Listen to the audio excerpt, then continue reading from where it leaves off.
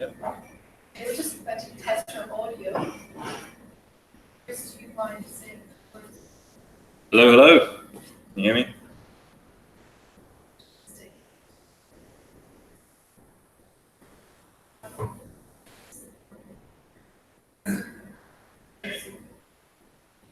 Yeah, we're good to go. Take it away, Chris. Thank you. Okay. So this project came out of a combination between some of the frustrations I experienced while fox hunting and a really convenient little local oscillator that I was trying to cook up, because I thought, I really didn't like the idea of forking out a few $1,000s to generate a continuous wave signal at some arbitrary frequency, which is typically what you have to do if you bought an off-the-shelf instrument. So I thought, no, I reckon I could grab a phase lock loop module, wire it up to an Arduino, and see how successful that is. So this is documentation of, basically an interesting little hack that I cooked up to help identify a fox in the field. So all of this can be found at the GitHub address. And it's presented just kind of like a visual diary. And I made a few revisions of this device and then actually timed myself trying to do it as half-assed as I possibly could to prove that pretty much anyone can do it. If you got a soldering iron, you can do this. That's also a little bit dangerous, because I'll tell you, obviously, the reasons why you shouldn't try to do it. Good. All right, that's fast. Yeah, so basically, I've got 4 slides about the ingredients. This is the first few ingredients you need. So, what we got is an empty beans can. The reason I chose that one is because it's actually tin plated, which means you can solder to it. So once again, to $15, $20 J-car boxes. Yeah. Eat some beans. 2 different values of resistor. There's a whole series of different values you can use to drop a 5-volt Arduino signal down into a 3 or 3.3 volt signal. The ones I chose here are 3K and 2K ohm. I can go on a little waffle about what kind of values are acceptable a little later on. We've got an Arduino Nano with a USB cable. I found out these can be a real pain in the ass if you get a counterfeit one. Obviously if you're paying $18, it's the counterfeit one. The $30 a legit one. Counterfeit ones, you might have to spend half a day trying to find the right driver that works. So it depends what's important to you. The module down in the bottom right-hand corner is the ADF4351, if I think I got that correctly. There are a couple of different variations on that. But if you find that black one there, there are only a couple of minor variations to it, and they pertain to the way signals are pulled up or down using resistors. So that might maybe change the kind of values you might need in your potential divider to get from 5 volts to 3. Because obviously you're paralleling some additional resistance there, but I think the pull-up or pull-down was approximately 10 or 100 k ohms. So the parts list here for these ingredients, so it's about $20 for the Arduino. It's about $30 off AliExpress for the phase lock loop module. There's an antenna there, reverse polarity to regular polarity SMA, and 6 jumper wires. Obviously you don't have to follow this color scheme, but if you do, it makes it very easy. Tools. I think it was a 2mm drill bit and a 6.5mm drill bit. So I think you probably be able to find most of this stuff at home. Nothing special about it. This is a little bit special though. So there's a whole kit of high Q surface mount 0805 ceramic capacitors. But in this particular one, I'm only using 36 picofarads, and I can explain later why I use that value. And across the top, 3 different types of surface acoustic wave or SAW filters. They are aligned with the industrial scientific medical bands of 915 megahertz, about 2.4 gigahertz, and 434. And then these are some printed circuit boards that I just had lying around, which just so happen to be a perfect fit for the SAW filters and the DC block capacitors. So yeah, good luck finding that stuff. But I can give you some pointers at the end. Unfortunately, I don't have a list, but I can add that to the GitHub page. So just scroll. And then just the last one, to verify, software-defined radio. I always like to use an attenuator. So I use 20 dB attenuators if I'm passing a transmit into a receive. Anyone who hasn't done that before probably understands what the pain's like if you blow a low noise amplifier. Or maybe 200. Expected mistake. Just being gentle with my scroll here. Okay, so first step. The Arduino Nano doesn't have a 3.3 volt regulator on it, but this phase lock loop board does. So you can take 5 volts off the Arduino Nano and feed it into this board.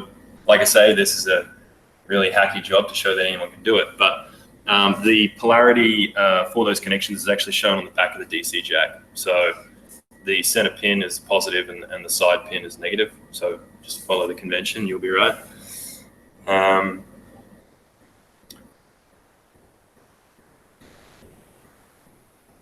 Sorry, I'll use keys. It's going to be more reliable.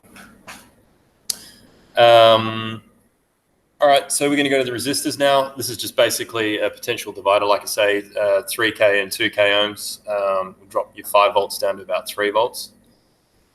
So it looks like it's a bit hard to discriminate orange and red. It looks like 2K is on the left and 3K is on the right. So 3K is orange, 2K is red. Just basically just twist them together.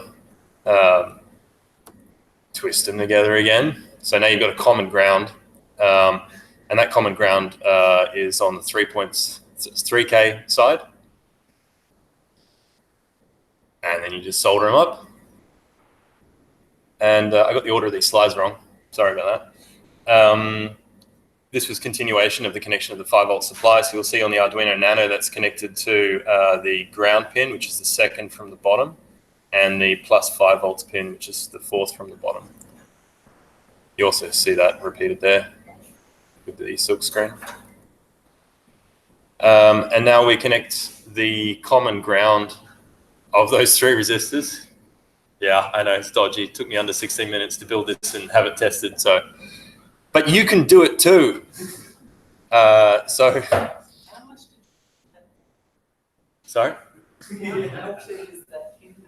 Yeah, I made sure it was thorough.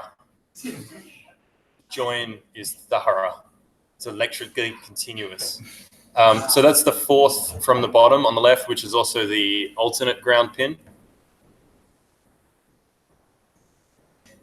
Now I'm trimming them, very quick and easy. And now I'm just wrapping them around twice. Those pins are particularly important. So basically these 3 lines are the serial clock MOSI or master out slave in and latch enable pins for the serial protocol face SPI. Master in slave out's not used because this is one-way communication. Once again, dodgy photos, brilliant, all trimmed up and ready to go. Now I'm just tacking these on, and trust me, it gets a lot more exciting from this point on. Because I don't even use electrical tape. I figure everyone loves bubble wrap. So yeah, basically just try to make sure they're not touching anything they shouldn't be touching. You can follow that. I know.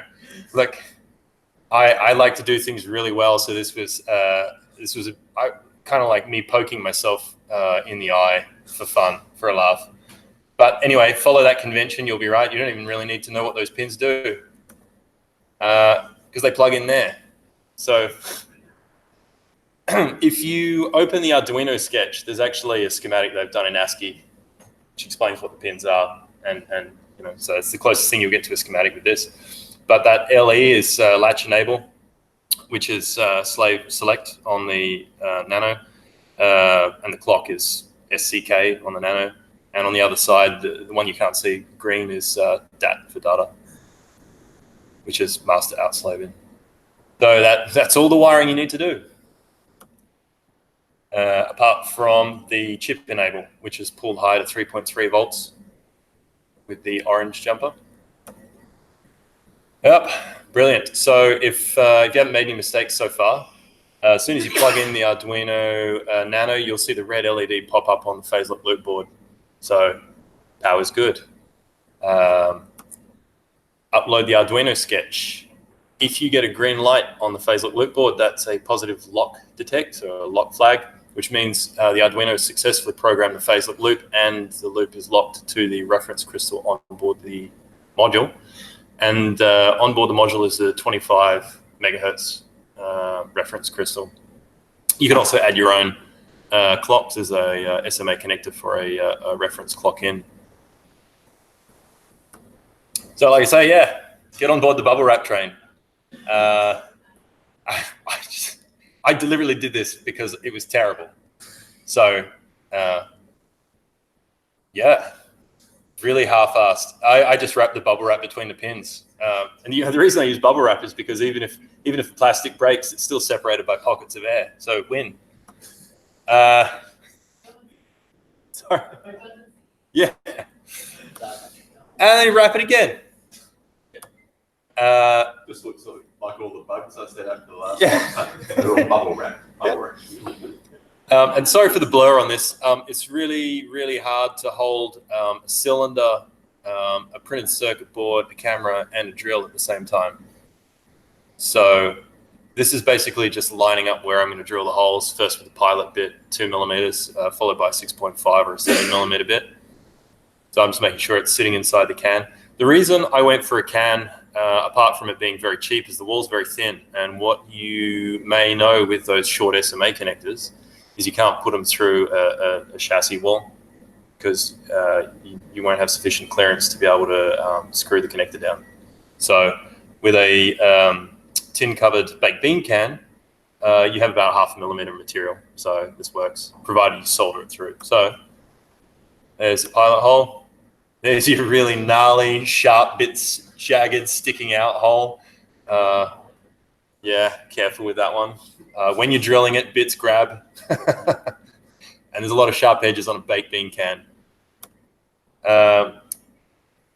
So that's a sort of a size fit, just to test it out.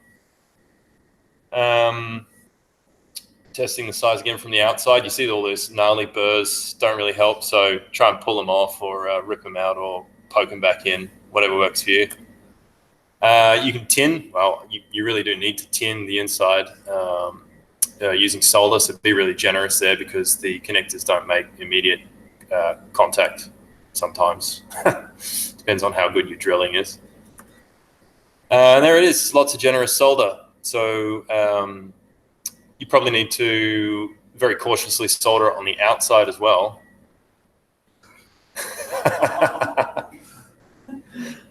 And obviously capillary effect's going to draw solder up into that thread, so careful. There we go, just stuff it in. You don't even have to worry about short circuits, bubble wrap. So there's that aspect of the build done. Now this is the slightly more difficult one. Look, I'm going to take a step back now and go into a little bit of detail about why you need this. The phase loop module outputs a square wave, so it's not a pure sine. You're going to really be pissing all over the spectrum if you connect that straight into an antenna. It's not likely to be tremendously detrimental. It's just not good practice. The output power of this module is around about -4 dBm, if I remember correctly. But really, like, I know I said half-assed, but there are some things you shouldn't really be half-assing about. In terms of removing the harmonics from the waveform, there are a couple of different options. The easiest kind of filter to get a hold of is the surface acoustic wave bandpass filter, because they're used on the receive end of the communications equipment. Generally, they have very steep sides, so the whole purpose is to reject near band interference in down conversion stages. But what you really want is a filter that's suitable for transmissions. So you don't really care about near band because you're not generating much in your band, but you're generating harmonics, which are at multiples of the fundamental. So for 2.5 gigahertz, you're also generating 5. You're also generating 7.5. So the kinds of filters you want to be going for are what they call harmonic filters, which are typically low pass. I've got a list of them in the GitHub repository. Just did a search on DigiKey. And they typically have specified rejection up to around about 8 gigahertz. So you really want to be going for something that's got a spec up that high. But look, if the best you can do is bandpass filter and you need it in like a day or two, you might have to cascade a few, but nonetheless you can use them. So this is the SAW filter for the ISM band, 2.45 gigahertz. It's really fiddly. Do the best you can. When looking at the data sheets for surface acoustic wave filters, one thing you need to be mindful of is the maximum DC potential they can handle, and whether or not the board you're using or the signal source carries a DC component. If that might be the case, you need to ensure that you DC blocking capacitors. So that's what these notches are on each side of the microstrip, is a facility for DC blocking caps. And then at the end of the microstrip is your SMA connections. So I'll go through this reasonably quickly, but that's pretty tiny. So I'm using a 36 picofarad MLCC 0805. 36 picofarad because try to keep this quick, but for a DC blocking cap, you want minimum reactive impedance at the band of operation or at the frequency of operation. When you go up high enough, you end up in what they call a series resonant frequency for a device, which is where the parasitic inductance of the construction is matched, the parasitic reactance of inductive reactance is matched with the capacitive reactance at that particular frequency. So it's no longer a capacitor, it's a capacitor and an inductor, which forms a resonator. So your lowest reactance occurs at the resonant frequency. So I looked up the plot of series resonant frequencies for this particular package, which is at 0805, and noted that for 2.5 gigahertz, it's around about 30 picofarads. So that's kind of a rule of thumb approach. I know that's very wordy and it's all very fast, but anyway, for ISM 2.45 gigahertz. Yep. What about the inductance then of the track that's connected? Yeah. So the track's a microstrip, so characteristic impedance is 50 ohms.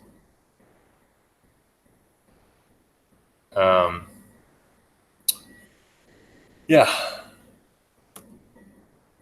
So there's with the DC blocking caps sitting there with the SMA connectors. Notice I use a long SMA connector whenever I can. It's because I like to be able to pass it through RF enclosures if I need to. All right, so validating the performance, there's the DC block feeding from the output of the SAW filter into the SDR. So this is what you get when you bring up, oh damn, I think I knocked the top off that image. Anyway, this is GQRX, I'm using the hack RF. So I put the center frequency on 2450 megahertz, center of the ISM band. And that's what you see immediately. So it's not exactly obvious what's going on there, but we definitely got a signal. That's a bit of a shame. I knocked the top off that image as well. But anyway, now we're zooming in. We're adjusting the frequency zoom. So you notice there's 30 times frequency zoom. So that's it's about 100 kilohertz width to that signal, or the meaningful content of that signal anyway. And you see a very slow frequency hopping, I guess you'd call it. So down the center line, just left of 2450 is the sort of default carrier, and then it sidesteps. You've also got to play around with the decibel range for the waterfall, which is just above the frequency zoom settings. You'll notice that's changed as well, because full dynamic range, you won't be able to really see much of this detail. knock the top off this one as well, but this shows the adjustment of the dynamic range using WFDB. And so that's what it's actually doing. It's writing ASCII. Yeah, so in the Arduino sketch, it uses a dot matrix font lookup table. And the lookup table is stored in Flash. And yeah, it'll actually just scroll the message. So you zoom in far enough, you go, okay, there's my fox. Well, that is a fox. I know what I'm looking at, because nobody in their right mind would do this to transmit data.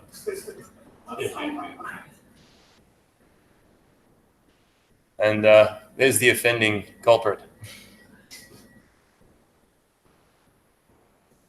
Yeah. Cool.